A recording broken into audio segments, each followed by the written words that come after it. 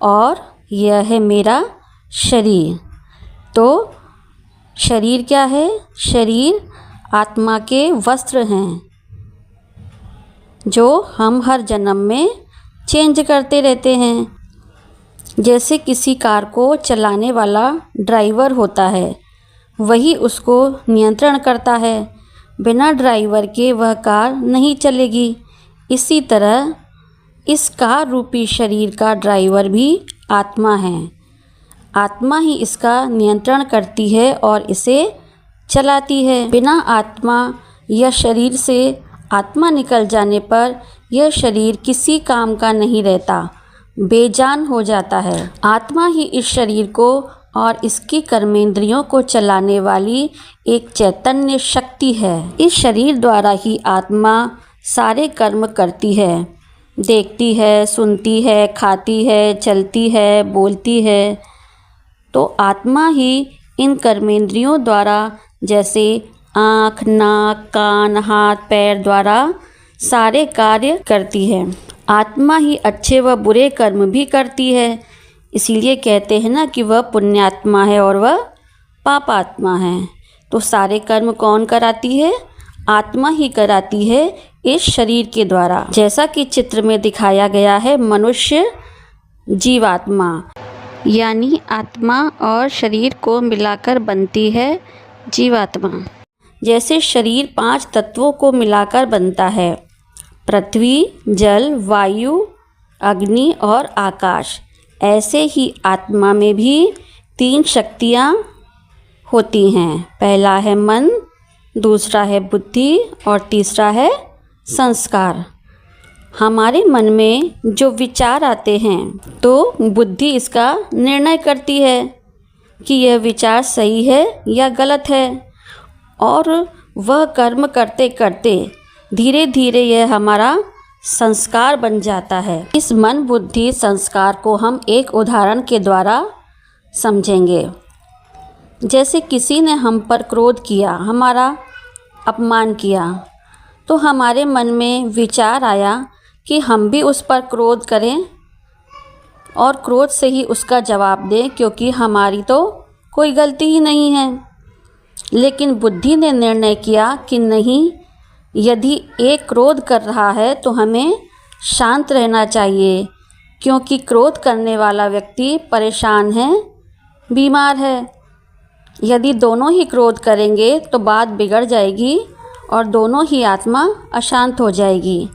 जब बुद्धि ने यह निर्णय लिया तो हमने उस पर क्रोध नहीं किया और हम शांत रहे उसके क्रोध करने पर भी। तो जब हम शांत रहे तो यह हमारा कर्म बन गया।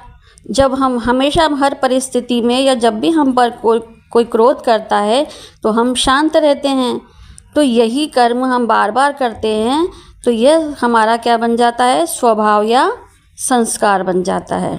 अतः ये तीनों शक्तियाँ ही आत्मा के अंदर हैं। आज तक हम शरीर के ही लिए सब कुछ करते आए, शरीर को ही देखते रहे। शरीर को हम अच्छा खिलाते हैं, पिलाते हैं, नहलाते हैं, धुलाते हैं, सजाते हैं, संवारते हैं और साफ रखते हैं।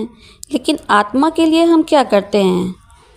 आत्मा पर तो हम ध्यान ही नहीं देते, जबकि आत्मा में ही सारी शक्ति है। इस शरीर को चलाने वाली तो आत्मा ही है। शरीर तो विनाशी है। शरीर को तो काटा जा सकता है, मारा जा सकता है, डुबोया जा सकता है, जलाया जा सकता है, लेकिन आत्मा को न जलाया जा सकता है, न काटा जा सकता है, न डुबोया जा सकता है। वो तो अजर, अमर, अविनाशी है। लेकिन फिर भी हमारा सारा ध्यान शरीर पर ही रहता है, आत्मा पर नहीं। इस देह अभिमान के कारण ही आज सभी दुखी हैं, क्योंकि अपने को आत्मा ना समझकर देह समझते हैं, शरीर समझते हैं, जिससे ही आत्मा में सभी बुराइयां आ गई हैं और वह पतित बन गई है। आत्मा क्या बन गई है? पतित बन गई है। अब परमात्मा शिव ने आकर हमें अपनी असली पहचान दी है कि हमारा असली स्वरूप क्या है। हमारा असली परिचय दिया है कि हम कौन हैं। हम एक आत्मा हैं, तो स्वयं को आत्मा ही समझना है। अब जानते हैं कि आत्मा कहाँ रहती है, उसका निवास स्थान कहाँ है। तो आत्मा इस शरीर में हमारे मस्तक के बीचों बीच, दोनों आईब्रो के बीच भ्रुकुटी में निवास करती है, जहाँ पर हम बिंदी या तिलक लगाते हैं। तो आत्मा भ्रुकुटी के बीच एक चमकता हुआ सुंदर सा छोटा सा सितारा है, एक पॉइंट ऑफ लाइट।